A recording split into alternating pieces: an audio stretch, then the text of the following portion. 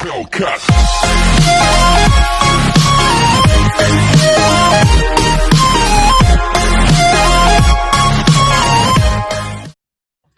Hello and welcome to another episode on Supporters for the People. Today I'm joined by Andy. Evening. Evening, cheers for coming on. And Paddy's back. Hi, Paddy. How are we doing? Not too bad. I'm an Arsenal fan, so we lost against Tottenham. So not great recently, but I'll push through and I'll make it through the week, I think. We're going to talk about both your teams' summer transfer plans. So Andy's a Newcastle fan. Paddy is a Man United fan. Right, Andy, calm down. It's not been that exciting for you this season, I don't think, has it?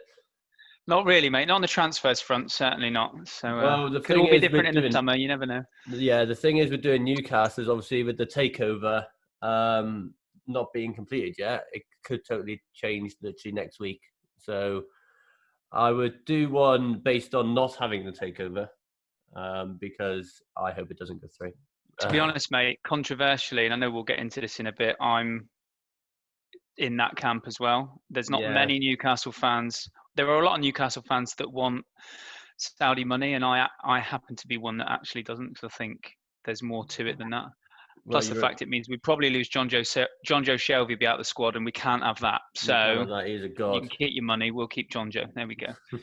Well, the thing is, we could do a whole different podcast on the bloody Saudi and the surrounding details of that. But we're going to do your squad, so we'll go through your squads. We'll start with goalkeeper. So I'll come to you, Paddy. You've obviously got Dean Henderson coming back from Sheffield United, David De Gea, and Sergio Romero. So you've got three actually really good goalkeepers. And you could probably make a case for all of them starting next year. Maybe Romero the least, but he's always been good for you when he's played, isn't he? So what do you think of your goalkeepers? I don't think we still don't need anyone transfer-wise. De Gea, I would probably keep for one, maybe 2 more years. Henderson, obviously, I think is a long-term replacement, but I don't think he's going to want to come back and play second fiddle for too long. De Gea, I wonder whether he's ever really going to get back to his best. The keeper he was 2 or 3 years ago was like something else. And I think De Gea's a bit of an issue as well, like when teams do the high press on us, because he's useless for the ball. He can't pass the ball for love nor money. So long term, I think he'll be getting moved on. But he's done a great keeper for us, so I think he deserves at least another year. Number one, and Romero, I'm a big fan of. But I don't think he's never going to get the number one spot. But I love Sergio. He's a big favourite with the United fans. But so there's no movement there for us, I don't think. No, obviously with Dean Henderson, would you loan him back out next year if he's happy with that? I would, yeah. He's not. I don't. He's not going to want to be a number two. As when I say number two, I mean as in the reserve keeper. And I don't think he's obviously not going to do his development any good. So I would personally loan him back out, and I think that is what will happen. Yeah, I reckon Sheffield United probably take him back, wouldn't they, for another year? Absolutely.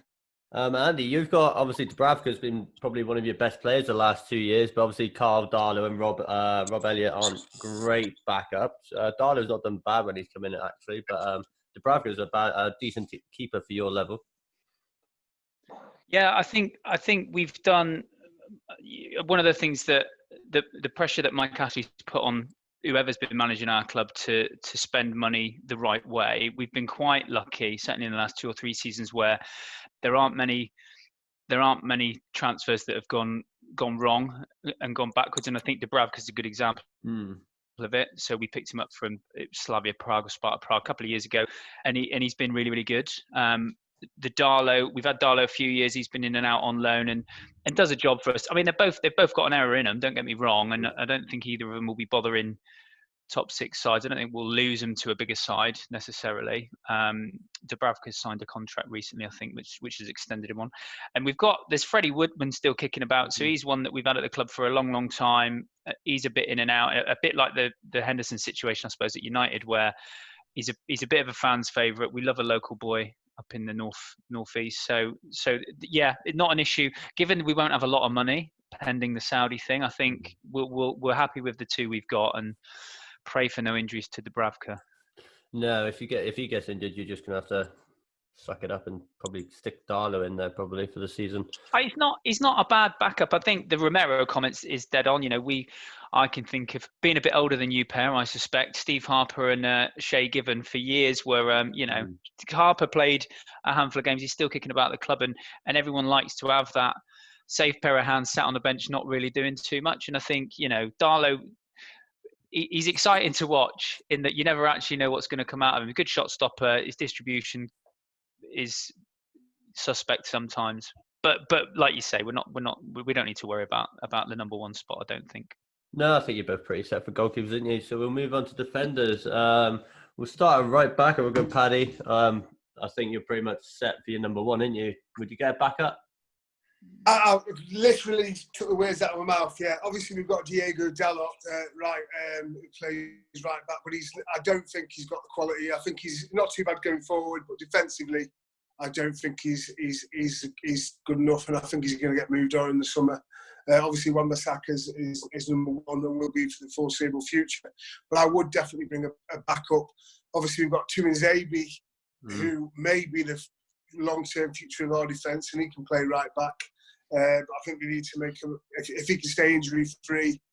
But yeah, I would potentially bring in someone at right back who isn't going to be looking to get into the first team, maybe a Romero type player or someone that's happy to sort of be on the bench. Well, I thought Borussia Dortmund have signed him now, but Thomas Meunier would have been a decent signing for you because he would have been a free from PSG. It'd probably be all right. Yeah, sure. But yeah, in terms of the first 11, yeah, we're set there. Yeah, you're set with Wan-Bissaka for the next 5, probably 10 years potentially, aren't you? So, all right there. Right back for Newcastle. I don't know who's playing regularly. You've got Manquillo and Yedlin, haven't you? Really, they're your main two, I'd say. Yeah, well, Yedlin's had patchy form. I remember a great goal he scored at the start of the season, which you can probably all remember. He come onto a John Joe cross from nowhere, and he's another one who's a bit of a cult hero. The fans love him. Manquillo is probably a more consistent, a safer option, particularly when we're playing a 5-4-1, 4-5-1, which we tend to start with in a lot of games. I've seen a couple of games this season, including the game at Spurs actually, and 2 solid banks of 4. You've Manquillo in there's going to do that defensive job. So I guess you've kind of got a right back for each type of game, depending on whether we think we're going to have a decent share of the possession or not. There's talk of Yedlin moving on. I've picked up bits and pieces. Again, I don't think he's played enough games or as many games as he would want. But the problem with us, without being too excitable about it, the problem with us changing anything in that defensive unit, they've been fairly solid for a couple of seasons. We don't leak that many goals. As a fan, it's quite frustrating to watch us set up with that solidity as the priority. But again, you start breaking it up. I think Rafa and Steve Bruce actually, in fairness, they've got more out of our defensive setup than the players we actually put on the pitch, if that makes sense. I think they're quite a solid unit. So it's dangerous to start throwing new players into it. And as I say, fullbacks, both of them can get forward down that right side when they get the chance to. So as long as we keep Yedlin, I think we're all right. Yeah, I think you're all right at right back. If you wanted to look at a decent potential buy, it would be Max Aarons from Norwich. Now, no, they've gone down, but I reckon he'll probably go to a top 6 team, potentially Arsenal. I'd be looking at him. Yeah, it's a good shout, and I think in terms of the money we'll be looking to spend where we do strengthen, you're right. It will be players that leave the Premier League, and you're quite right. Some of the good ones will be targets for the top 6, the Grealishes and the Cantwells of this world. We'd love to pick up a player like that, but chances are we'll be priced out of it. Well, it depends who goes down, doesn't it? Because obviously if Bournemouth or West Ham go down, pick up a few of their players. Well, we love a Bournemouth player, let's face it. So yeah, we could probably pinch a couple of those. It's always interesting every year, isn't it, to see which ones you can recycle back into the league. And I'm sure if it's Bruce in charge with purse strings like he's had the last couple of years, they're the sort of clubs we'll be sniffing around when it comes to the end of the season for sure. Yeah, definitely. We'll move on to your left backs now, and obviously we'll stick to with Newcastle. Danny Rose is obviously the one that you're pinning your hopes on at the moment, really. Yeah, he's flattered to deceive a little bit though. He's not playing tonight because he's technically on loan from Spurs. He's quite outwardly, I think he's been a good signing for the club. You know, to bring in a player, he's obviously experienced, he's international. He knows what he's doing. He's not really done too much for us in the games I've seen. Certainly, I think we're playing a reputation rather than somebody who's added much value. If you look at what else we've got that can play that position, Paul Dummett's been out long-term injured. He's another one who's another local boy that, again, gives you no more than you're going to expect. He's a no frills fullback for sure. And then you've got the Dutch lad Jetro Willems, who's come in, and he's played a bit further forward at times as well. A bit of a wild card, typical Newcastle player, a bit of a wild card, a bit of a journeyman, not really settled anywhere, but can throw in a performance now and again. So I think you're right. I think, you know, depending on what we're doing, how we're setting up going forward, and obviously getting Dummett back and playing fit, we could almost allow Rose to go back to Spurs. It'll be a big wage earner for us as well. He'll be right at the top end of our wage bill, I would expect. So again, it's not a popular opinion amongst Newcastle fans, I would imagine, but he could go for me. We've got enough behind him. Yeah, he's had a few personal issues or with the racism stuff, and he seems to have fallen out of love with the game a little bit as well, to be fair. And I think it reflects, like, he was clearly not fit when he came to us, and obviously he hadn't played much for Spurs. So you give him that, you give him 6 games, 8 games to get back up to speed, and he did improve in that time. But again, since lockdown or since him coming back, I've not seen a lot from him. He's solid, and you know what you're going to get from him. But I think we're paying a lot for somebody that we've probably got as good behind him, as I say. And obviously, you know, we'd take him for another year on loan. There's no harm in doing that. If Spurs wanted to cash in on him, I don't know if I'd be investing in him, to be honest. No, and he's 30 years old now. But we'll see what Bruce does, I suppose, because he's kind of there for the taking, I suppose, if it comes to it. Yeah, definitely. Left back for United. You've got a few options as well. Yeah.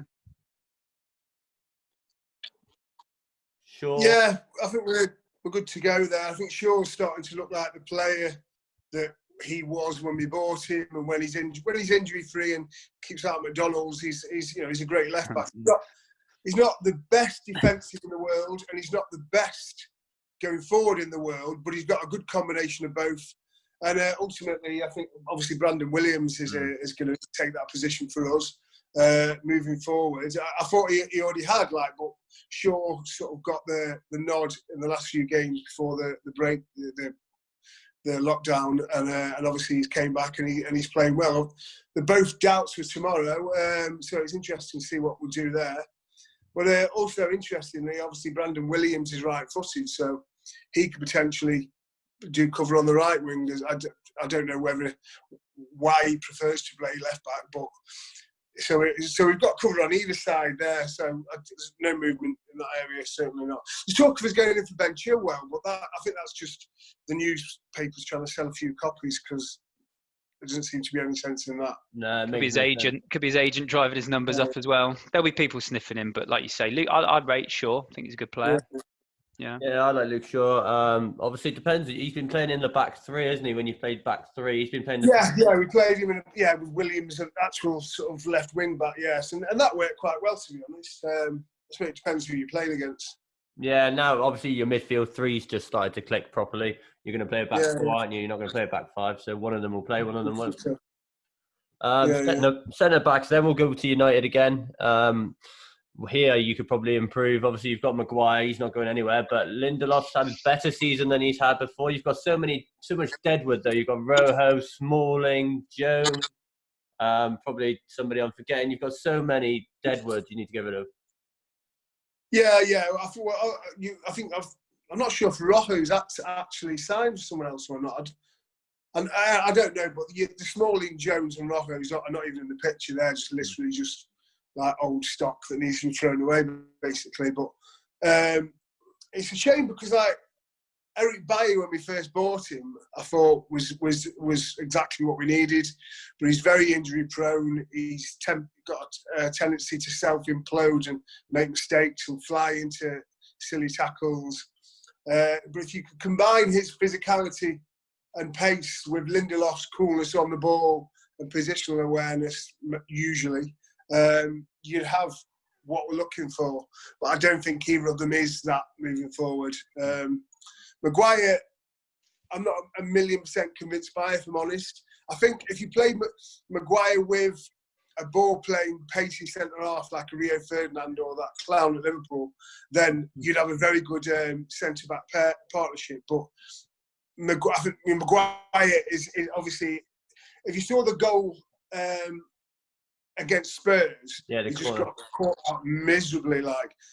And but if you've got if you partner him where he's not, Maguire's got a reputation as being a ball playing centre half, but if you're talking Sunday League, then maybe. But he can't pick a pass, and he's very, very slow. But if you partnered him with someone that can play and has got pace, then I think then we're set. So who that's going to be? To talk about Koulibaly, but I don't think he is that player. But that's the interesting position for me moving forward.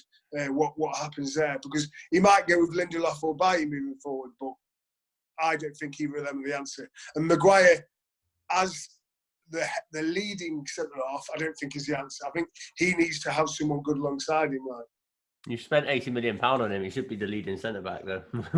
I didn't spend the money. I was giving you my opinion. Sorry, yeah. I agree. I agree. Obviously, that price was what it was in light of the Van Dijk transfer, wasn't it? But he's not worth that by any.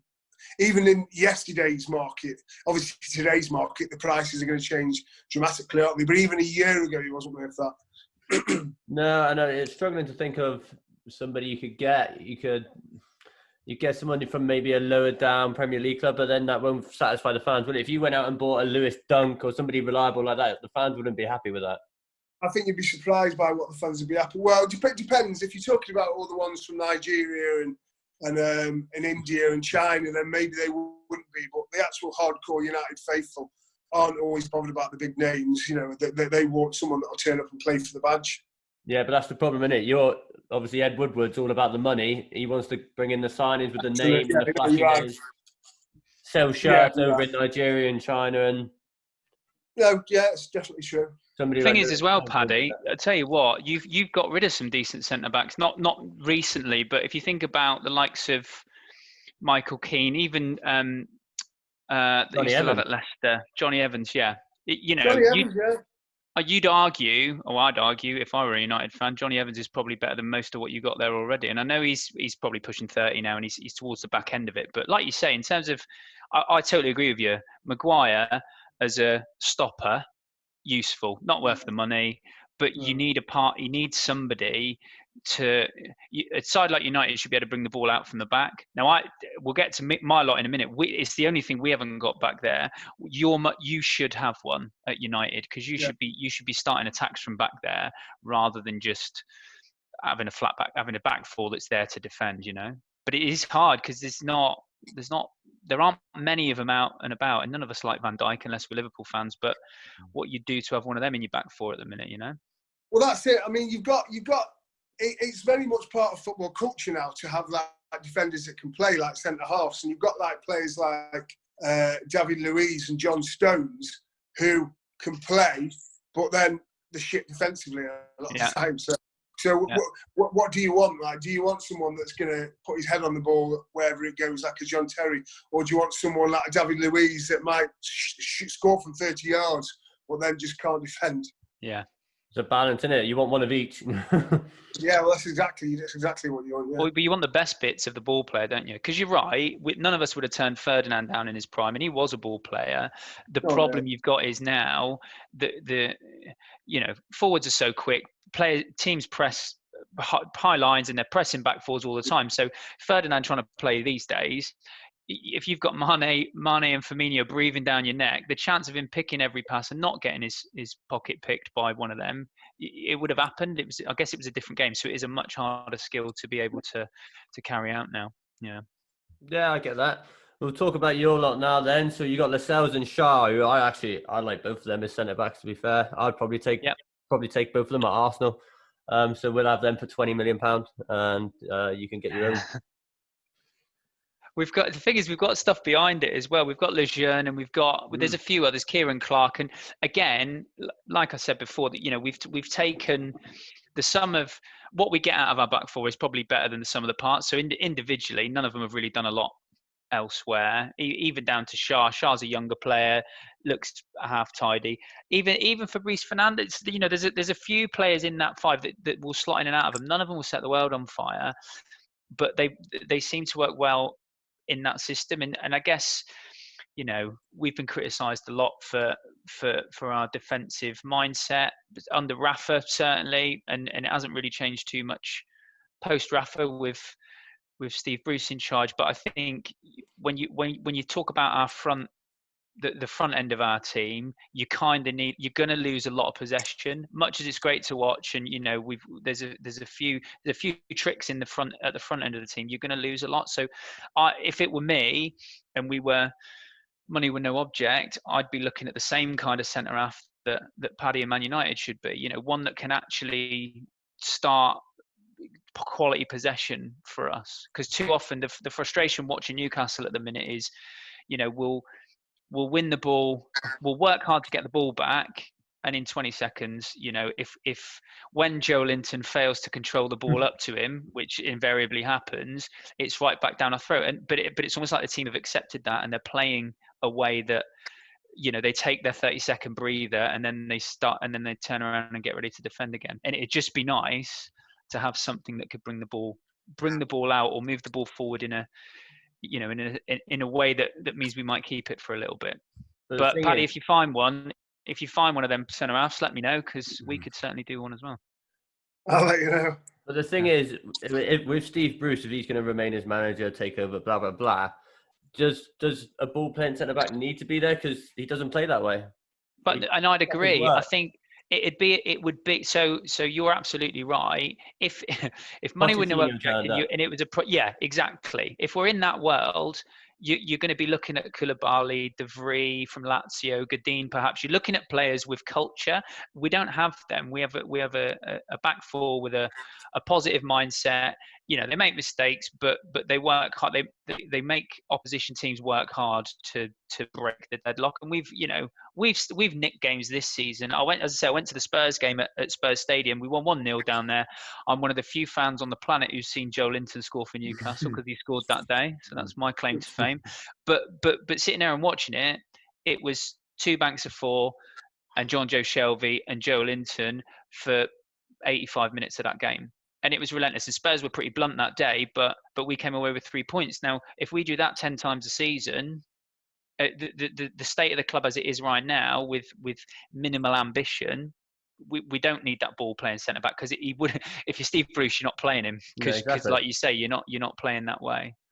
But we should be, bear in mind, I can remember the glory days as well. So it's hard for a Newcastle fan to accept that, we're not beating United 5-0 and Albert chipping Schmeichel from 30 yards and all that kind of stuff. Philippe Albert, there you go. That's the centre half we need. If we can regenerate him, we'll have him. Yeah, that'll do. Sign him back up. We'll move on to midfield now. We'll go to Man U. Got so many options, and same as your defence, really. Got Deadwood to get rid of. So much Deadwood. Yeah. I think Matic has had a bit of an injury in the summer. He looked like he'd never play another game, but now I think he obviously just signed a 3-year contract.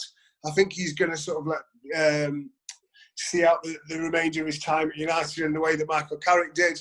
He'll play for another year. He'll probably be the first choice next season when he's fit and when he's as many games as he can play, and then we'll start to phase him out, and then he'll be more of like a peripheral figure around the squad, like an influence on the other sort of players. Obviously, we've got McTominay and Fred that are sort of defensive and sort of not so. Neither of them are going to sit back in the way that Matic is or Carrick would, just like controlling play and sitting in front of the back four. But I think both of them do have the potential to play that position. I think McTominay would be interesting to play at centre half, to be honest, because he's tall, he's powerful, he's quick. He can pass as well as any centre half would need to do. So it wouldn't surprise me to see us bring in a defensive-minded midfielder, but I don't think it'll be next season. And then obviously we've got Pogba, who's starting to look like he's interested again. he's starting to look like he wants to be there. And now the club is starting to show ambition and starting to look. But he's got a mistake in him, hasn't he? But if he's got someone behind him that can cover him, then it's not too much of an issue. Obviously, Fernandes, I don't even need to discuss that. He's been an absolute revelation, and he's only been there a few months. What will he be like next season? With when he's a bit more sort of time with the squad behind him. So, other than like a long-term midfielder, other than like maybe a long-term defensive midfielder, I think we're probably set in that area. What about some of the Deadwood? Juan Mata, is he going? No, I don't think Mata will be going anywhere. I think he's a great player to have around the squad. Absolutely adored by the fans. Unless he wants to go, I'll be very surprised to see him go.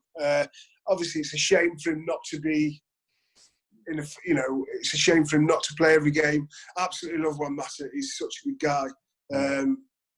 But I certainly wouldn't sell him. He's never going to be in the first choice again. But he's not a good player to have to come off the bench. Yeah, I could see him going back to Spain and going to like a mid-level, like a Valencia, Villarreal, or something like that. Yeah, it'd be decent at a team like Sevilla. Yeah. Just on the Pogba thing, so obviously he's had his ups and downs since he's been back at United, and I can't remember what I was listening to the other day, but they were talking about the fact that his form at Juventus was quite patchy. He had 2 really good seasons where he played in a midfield with Pirlo and Artur Vidal and all the rest of it, and I guess because he was allowed, he didn't have to be. I think since he's come back, and you'd know better than me, Pad, it feels like it was like the conquering hero coming back, the talisman was back at the club, and it almost felt like he carried the weight of expectation on his shoulders. Obviously, it was big money.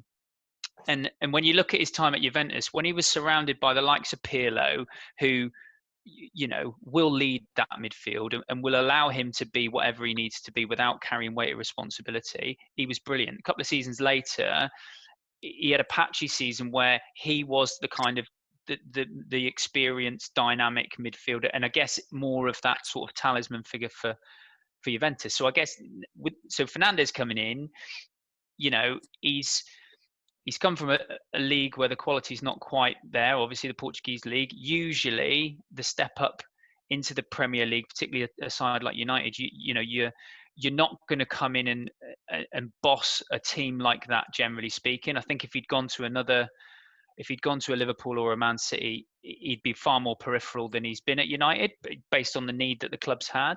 And I guess you kind of wonder. So it kind of looks like Fernandes kind of grabbing it and running with it has taken the pressure off Pogba a little bit. And I guess that dynamic then it seems to suggest that it suits both players. So Fernandes can just be brilliant. Pogba then doesn't have to be. And because he doesn't have to be, you've seen this kind of improvement in his game. That's how it feels, from just watching the difference. And they play great together. And as I say, it might be the type of player they are, but it also seems like Pogba's playing with a sense of freedom that you get the feel. I get the feeling he kind of doesn't want the weight of responsibility. He's a young guy. He's a brand. He does this, that, and the other, and he's an incredibly talented footballer. But he wants to kind of do it on his terms, not with the weight of the world on his shoulders. I totally agree in every respect.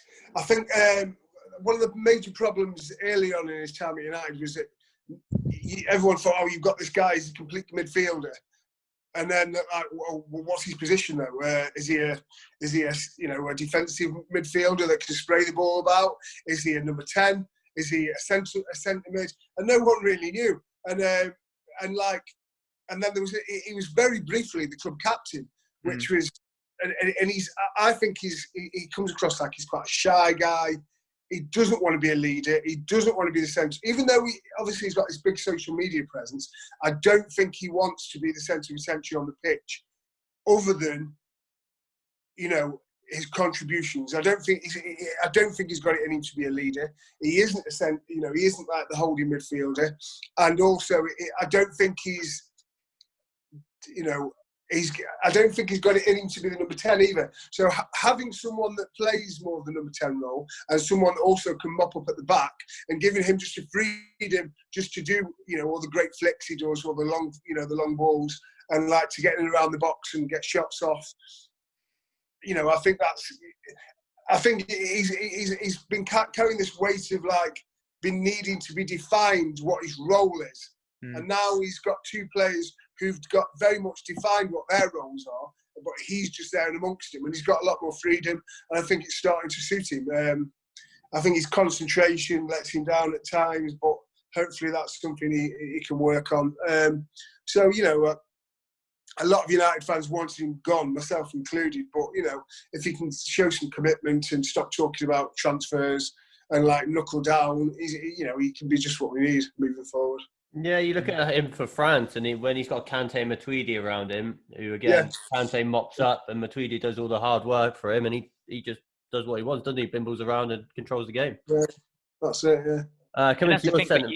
Sorry, you get more out of him, and that I think is the point. So it's you'd think if say you play two defensive players and allow him to do what he wants, it almost gives him license to not do a lot. But actually, the way that plays out, you're absolutely right. Kante and Matuidi, because there's not a load of stuff he has to do.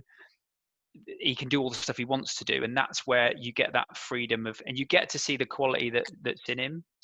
So Pad, to your point, like you say, if you've got a Vidic and a McTominay in there, and you've got Fernandes pulling the strings, linking things together, it does give him license to just be the player he wants to be. It comes down to his attitude fundamentally, but yeah, it'd be interesting to see what a full season together will look like for those guys. Absolutely, yeah. Well, from Bruno Fernandes to Paul Pogba to Bentaleb and Longstaff, Andy. Which Longstaff? Drop in quality, I think. Listen, if you need all you need is a Longstaff. That's the way we talk up here. If we get an injury, just find another Longstaff and bring one in. That's all we need to do. To be fair, United was sniffing at Sean and Matty at different times. Yeah, well, there's any truth in that, I don't know, but he was very much. He was odds on at one time, 1 to 4. Yeah. On or something. 25 million, and we'd found him under one of the dugouts somewhere in the ground, I think. But I think so. You're right, and we're carrying Deadwood as well. There's not many positions because we don't have a lot of depth, in fairness. But we've took there's players like Jack Colback still kicking around the club where they've been there forever and a day.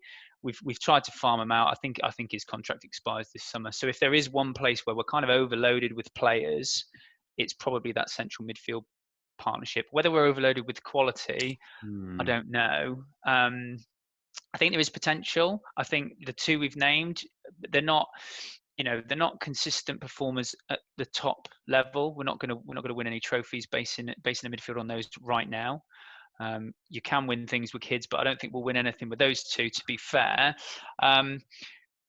My favourite and yours, John Joe Shelvey, he's the most frustrating player we've got. And we've got some frustrating players. If you've watched this season, you'll be able to see, how we run down blind alleys sometimes, and we try and beat the world when we've got the ball.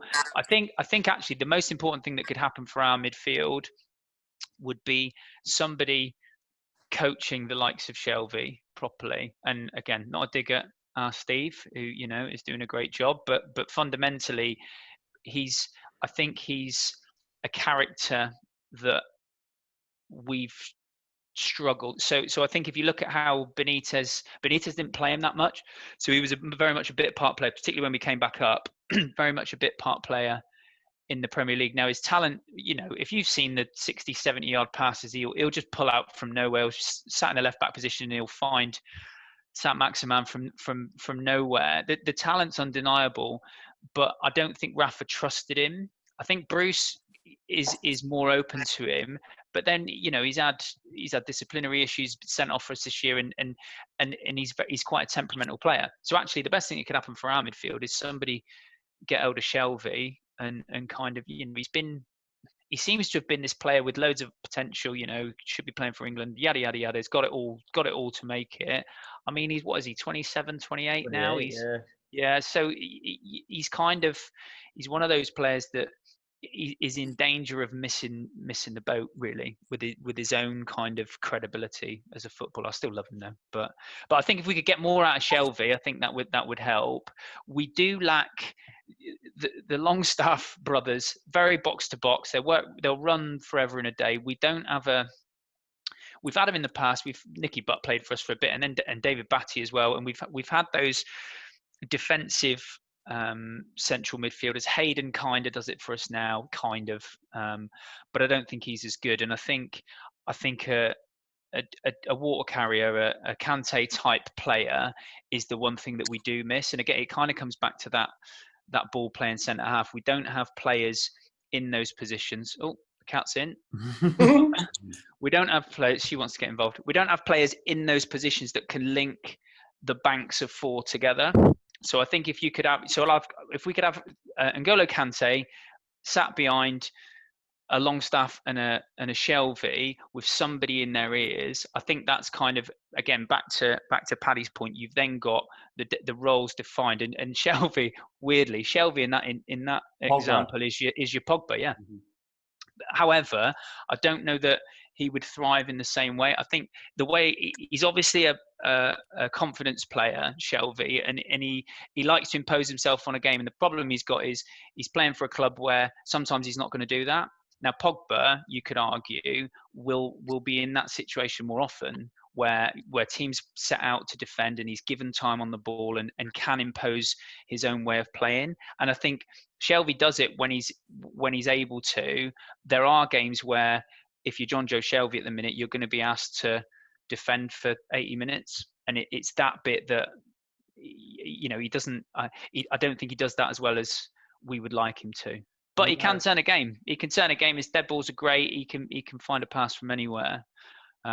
So I'd keep the faith with him, but we need something to tidy up behind him for sure. No, and I do like the fact that one of the Longstaff brothers would be Fernandes in your little scenario. We'll find another one. If those two can't do it, we'll find another one. What's their dad up to? And get him on. Yeah, definitely. We'll move on to wingers now, right. Well, depending how you want to play 4-4-2s or whatever. We'll go for wingers and we'll go on the right. And man, you have been doing all right with the wingers at the moment. You've got Dan James has dropped off massively though since the start of the season, hasn't he? Yeah, Dan James is not good enough. I think he's so quick. When he first came in, I think defenders didn't know what to do with him. But I'd like to keep him around the squad. He's good to be able to bring off. Great against tired legs. There's just not the quality at it because he's not. He's not a 17-year-old. Do you know what I mean? He's old enough to have been started to develop by now. And I just don't think there's the quality, the end result, and at the end of it. But I like him. He's a nice kid, and he's obviously his pace is always going to be a weapon coming off the bench. But I don't think he's certainly not going to be the answer. Obviously, Greenwood is playing there at the moment, and I would imagine long term, is he going to play in the middle? It's arguable. There's talk of us going in for Grealish, the likes of Grealish, Sancho. I don't know. Do they get on the side? Grealish. I heard someone on TalkSport saying, "Oh, go and get Grealish for a squad player," but is he going to come and be a squad player? I don't know. Sancho again, we'll talk about as being in for him. Do we need to spend that amount of money? I'm not entirely convinced that we do. Greenwood.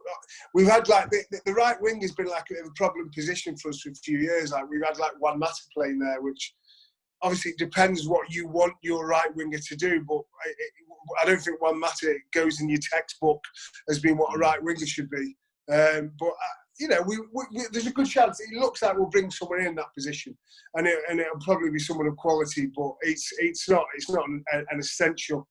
I think it depends what you want to do with Mason Greenwood moving forward. But I don't think it's an essential buy.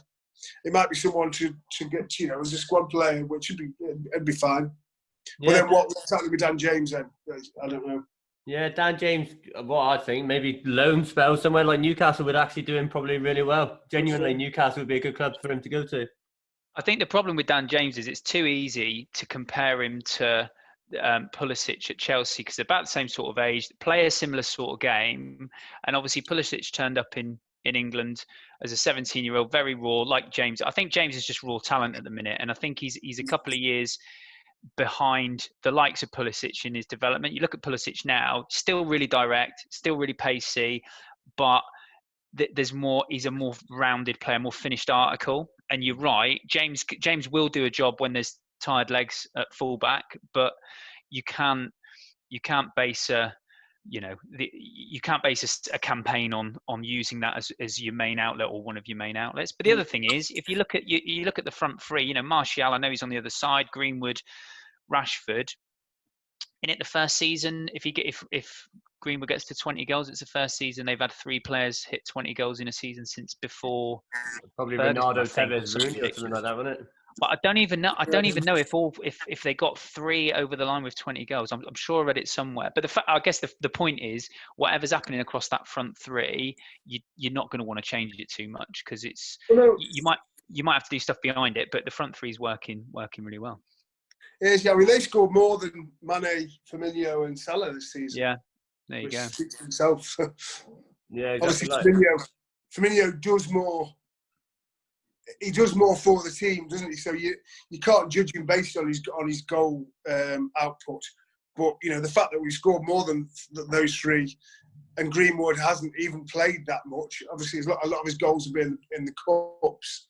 But that speaks volumes compared to the goals we've been missing for many a year. Yeah, but don't forget you got Alexis Sanchez to come back at the end of the season. That was my left wing. Yeah, I mean, I'd give Sanchez another run around the squad, because you might end up just getting yourself an aging world-class player, which is exactly what it is. Yeah.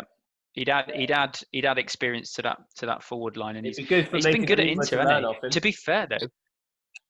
But to be fair, Ashley Young's been good out there as well. I don't know what it is about ex-Man United players doing a good job in Milan, but they've both played pretty well.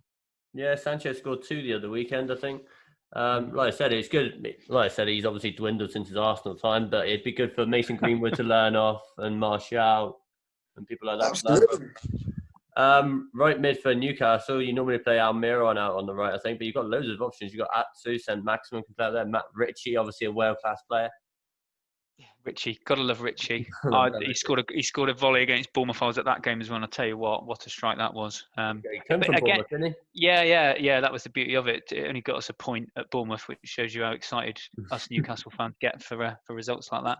But you're right. I think when it comes to the wide players, we would play 3 in the middle. We're never going to play 2 up top, which is a shame for Joe Linton. And again, we'll talk about him in a minute. But I think Almiron, if we've got a fan's favourite at the minute, it's definitely him. The guy, he works so hard in a team where he's given very little support creatively. You'll see the ball from the back, and it's always little Miggy chasing after it and bombing down a line without a Newcastle player 40 yards closer to him.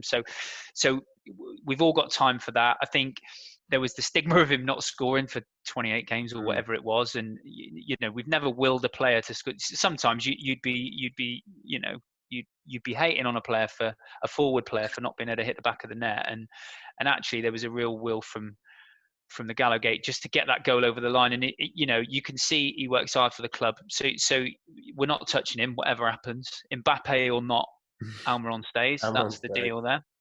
And then you've got St. Maximin. And I think the problem is with those, more with St. Maximin than anything else, there's 2 things. Firstly, he's had a few good games against average opposition. I watched the Man City game where we come away with about 19% possession, and we were handily beaten, and he was trying to do the things that he would have done against Norwich and Sheffield United and other teams, where he'll get the ball and run with it, and he's playing against a team who are far better, and he was absolutely kind of shown up as you can do it to a certain level, but at the top table you're never going to do it. So I guess there's that bit. I think he's overhyped to a certain degree, but I think the other thing is, on the flip side of that, whenever we have a player that starts to perform consistently and adds value, starts scoring goals and turning games for us, we're very susceptible to fairly average transfer interest from fairly average sides. So the amount of players we've worked through and sold on in the last in the Mike Ashley era, let's say, where you can almost see it. You can see the business mind at that club working, where you go, okay, we've paid 8 million for him. He's had a good season. There you go. Jose Perez was a great example of it, and Kabay before him, and there's loads of players where we've stolen a player, which is credit to our scouting team. They've always been great. Like I said, they turn up gems for not a lot of money.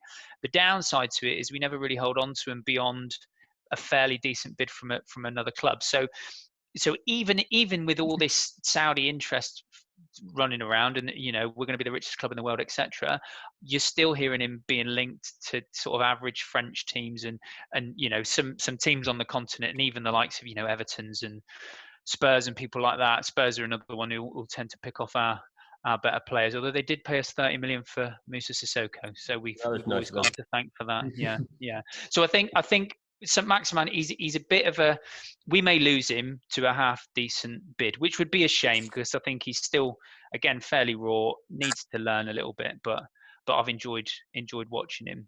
What about Rolando Aarons? Yeah, he's another one. He's a young lad he's been in and out. He played a lot. The season we went down, he played a lot on that left-hand side. We had injuries to a few of the others. So he ended up playing a lot, and at that level he looked pretty good. But he's not really found his feet in there. Atsu's another one. We picked it. He had a year on loan from Chelsea, and then we paid sort of 7-8 million for him, which was no money for and he works hard. Again, he'll do a job in a two banks of four, but he doesn't have the. I guess what we're struggling to do is get the balance right between having that solid defensive unit across the full two banks of four, but then being able to explode into a an opportunity or a position to be able to create stuff. And I think outside of Saint Maximin and Almiron, we do struggle. If we play a five, sometimes at the back you can see either of them dropping in. Atsu played as a wing back, and a couple of others have as well. So they're useful to have around the squad. But yeah, I don't know. We've been hammered for not scoring enough goals, and rightly so. And even those two haven't scored. I think Almiron's in double figures just for the season. I think maybe, or not even quite. Certainly not in the Premier League. For a Newcastle player at the moment. Exactly, and it's not. We're just not used to it. I mean, even Rondon last year was, he was on the end of what we created, and I think that's been the biggest frustration. We our heart goes out to that back four because there's not a lot going on at the other end, and I think all the while we're set up to play that way, all of our forward players are going to struggle. Yeah, which is why Almiron's a bit of a champion, because at least he goes for it, I suppose. Yeah, I think it's one of those. As soon as you concede a goal, your whole team goes, well, we're not going to score, so we've lost the game or draw a match. Well, it's funny because that can happen, but what doesn't happen is if we go ahead, nothing really changes. So you'd expect further withdrawal. If we're going to play that way to nick the 1-0s, you'd expect us to sit back, but I haven't really seen it. So I can think of, we went 1-0 up to Liverpool at the start of the season. Willem's stuck one in with his right foot, I remember it, and nothing really changed. Where you'd think away, I think it was at Anfield as well, so away at a side who were already flying, you'd expect us to withdraw even further and try and protect that lead, and they don't do it. But then on the flip side, we go 1-0, 2-0 down to Man City just after half time, and we're not changing anything. So it's the plan B. We almost gear up for a game and then run it through, and that's it. I guess it all comes back to how a different manager would handle the players we've got. And as much as I feel for Steve Bruce, I think he was quite low down the list of fans' favourites when we took him. We all wanted Rafa to stay. We kind of know why it didn't happen. He's on a bit of a hide into nothing, but fundamentally, it's hard to see what value he's added in terms of, certainly during games. I know he picks the team, fair enough, but when games have changed or when they've needed to change, we don't seem to have reacted much at all. And it's the forward players that tend to suffer because we're set up to defend.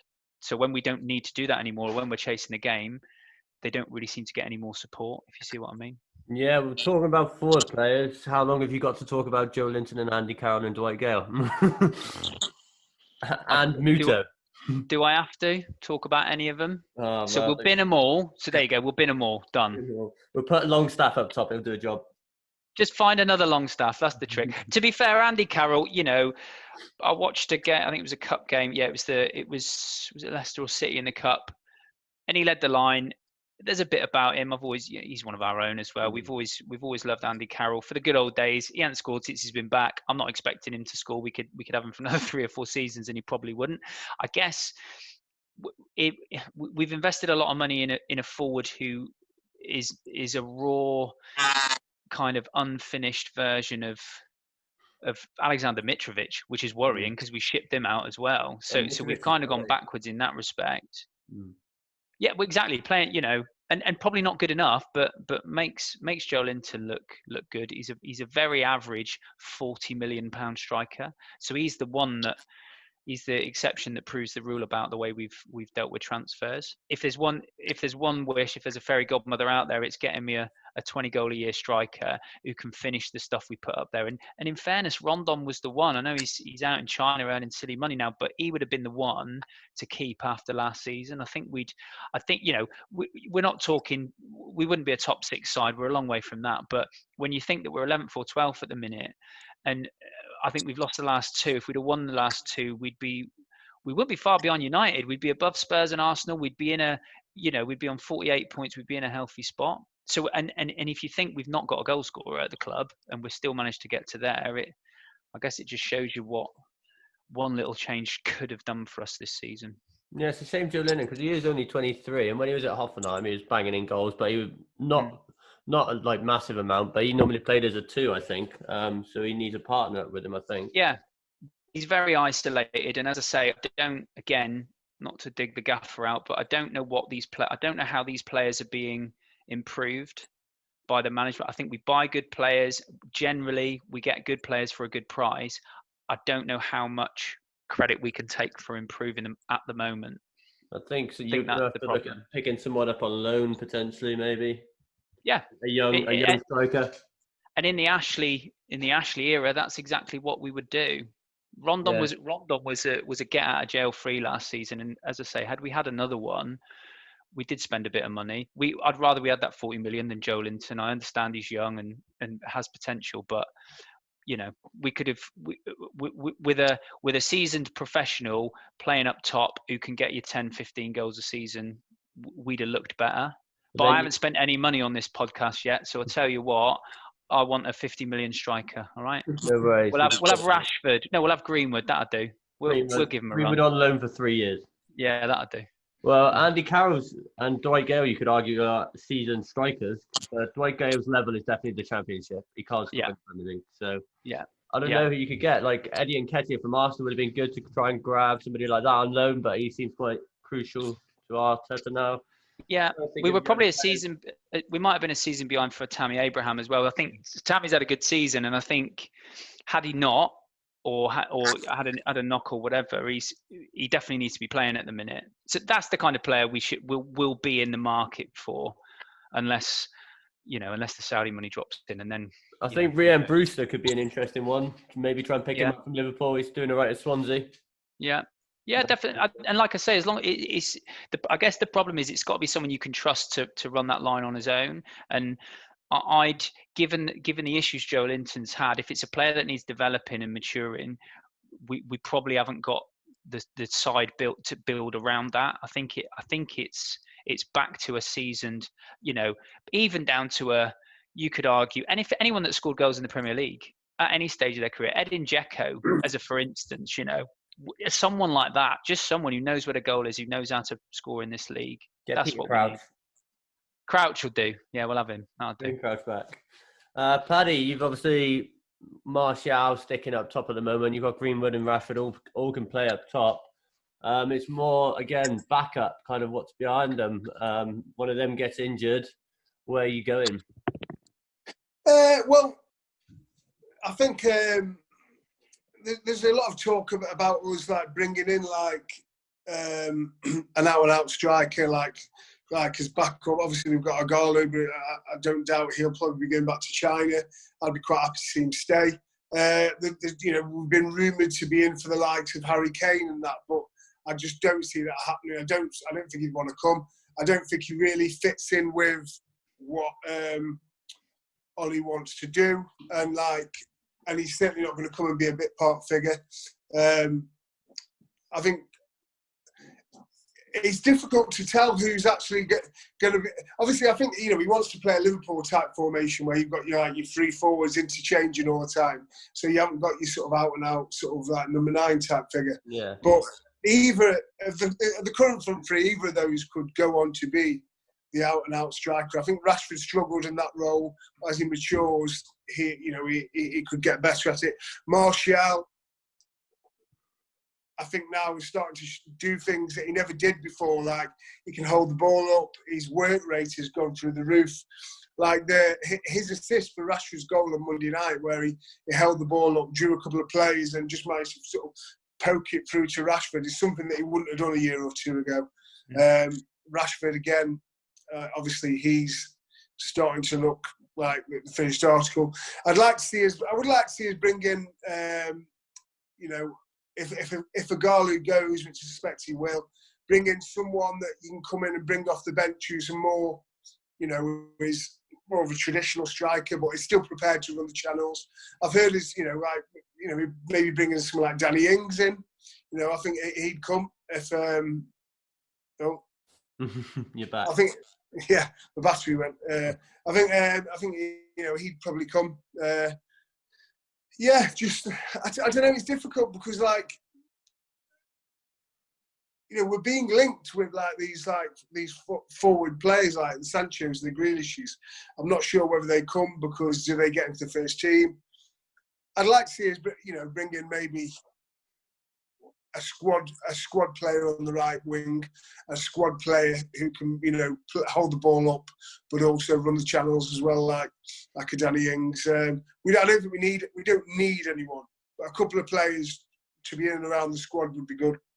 No, I think even Andy said, Edin Dzeko, I know he played for City, would be somebody that would. I think you need still somebody play? What? Dzeko still play? Yeah, Roma, he's banging in goals over in Italy. Yeah, all right. Yeah. Somebody like an older player that could probably help mature Greenwood and Rashford and Martial. Someone who's been there, done it. So maybe a proven Premier League striker from, I don't know, I'm trying to think of one, maybe from a Watford or not Deeney, somebody like that. Danny Welbeck, there you go. Problem solved. Bring back Big Danny. He scored an overhead kick the other day. He did. Banger. Yeah, I'm trying to think of a player you could bring in, but it's quite difficult. Ings isn't a bad shout. So Ings is one who's been around the block, and I think Charlie Austin's another one. You wouldn't necessarily think of them, but like you say, with all that creativity around it, you think about the success Van Nistelrooy had at United. The team wasn't massively different in the way it was set up in those days. And Andy Cole the same. These players were there to put the ball in the back of the net, and you've got lots of players who can get that ball on a plate for that player, if you see what I mean. So you're right, it doesn't need to be someone who's going to create too much. It just needs to be someone to put the ball away. But I agree with your point on Martial. I think, he was a lot of money a good while ago, 35 on it, 30 or up to 50 million back in, up to 50 with add-ons. Yeah, and he was not long out of his teens, if not, what is it, 3, 4, 5 years maybe? But now that looks like money well spent. Now that looks like good money, because you would pay a lot more than 50 million for him now, and if he's now at the point where he's delivering his price tag. Yeah, I think at the time he was like the second most expensive teenager of all time. Yeah, I think he was. Yeah, and he's looked. It's very similar to Pogba. He's looked disinterested at times. Whereas now he's got a smile on his face. He's sulking if he gets taken off, but not sulking because he can't be arsed, but sulking because he wanted to stay on and get a goal. He looks like a different player. I think it's that they see what the club's moving forward. That we are going to be in and around the top places, hopefully be in the Champions League next season. So you like to Pogba and Martial who weren't really sure. Now I think are sure, and you're seeing different players. Yeah, I was going to say, before we leave, Andy, do you want to know the current score? I don't know. Do I? You tell me if I want to know. Well, we mocked Matt Ritchie. He bagged in an equaliser. Come on. And then Harry Kane scored. Of course he did. 4 minutes later, Harry Kane bagged in another one. So it's currently 2-1. Look, we've done this season. We're safe. Mike Ashley will be happy. He's not getting us relegated. He'll be counting the TV money next season. So that's that. Well, Let's sort this Saudi thing out and get it done. Well, you don't want it done. We're done one way or the other. The thing is, it's a rock and a hard place, really. And again, it's not for this podcast, this chat certainly, but fundamentally, we're a long-suffering set of fans. However, without going into it in too much detail, the human rights record of the people who want to try and buy us, I'd take Ashley over that at this point, and I never thought Mike Ashley or people who kill people. Yeah, very close. 0 hours contract. There was talk of the Saudis being in for United, wasn't there? And there was massive opposition against it. Bearing in mind what the mess that the owners have made of our club. Yeah. That did not want the Saudis, so I totally relate to where you're coming from with that. Even though obviously it might be a game changer in terms of the money you've got to spend. Can you look yourself in the mirror? You wouldn't enjoy it. Mike Ashley's he's a very divisive character. The last 2 games I've been to at St James's Park have had protests outside. Might be they're there every week. I don't know. So obviously the fans have got an opinion on it. But the fact is, 0-hour contracts versus abolition of human rights for whole nations. It's kind of not there. Not a contest. And I think the genuine Newcastle fans, much as we've got no time for Ashley and they've voted on their feet at times, and they've left the stadium half full. It wouldn't take much to have the full backing of that club, and yet there's some serious local resistance to billions and billions of pounds being pumped into the club. So something's not right. I think the danger is you hope that the way the due diligence is done by the Premier League rules them out. However, there is that, but my understanding is there's part ownership of Sheffield United funded in very much the same way. So if that's happened already, and this isn't new, I think this was pre their promotion. So if that's right, if there's a similar kind of entity with a similar background and similar kind of credentials owning the majority stake in a Premier League club, it's going to be hard to reject the advances of another one taking it over. So like I said, we probably have to book in a whole. I think time will tell, and as you said, Keaton, we could probably talk about right for hours potentially. You're probably right, but we'll leave it there tonight because Arsenal's on in a minute, and I want to have a beer. So, more important than anything, Arsenal Liverpool. Paddy knows what time it is. You watching? I will do, mate. Yeah, I will do. I'll give you a message for half time. Liverpool score. I'll watch it until Liverpool score, then I'll turn it off like I always do. That's fair. When Arsenal bang in 4 in the first half, then we'll be laughing. I hope you're right, mate. Fingers crossed. But thanks for coming on, Paddy. Thanks a lot, guys. Thanks for coming on, Andy. Cheers, mate. Cheers, Pad. See you later.